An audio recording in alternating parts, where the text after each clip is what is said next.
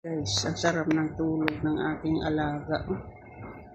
Habang naghihiwa ako kanina, akala ko kung ano yung ginagawa. Nangangalabit siya, tapos dito natulog sa tabi ko. Nagpaalan-alan. Medyo magaling na yung alaga ko ngayon, guys. Ayan. Hindi nakatulog kanina. Ayaw niya maingay. Kaya dito natulog sa tabi ko.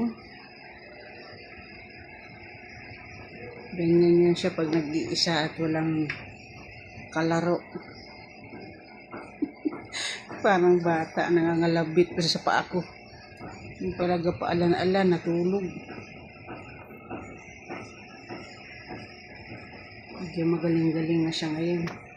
Hindi na siya umiihi na madalas. Rawa naman atang alaga ko na ito. Araw-araw ito yung kasama mo, kakulitan mo, pusa.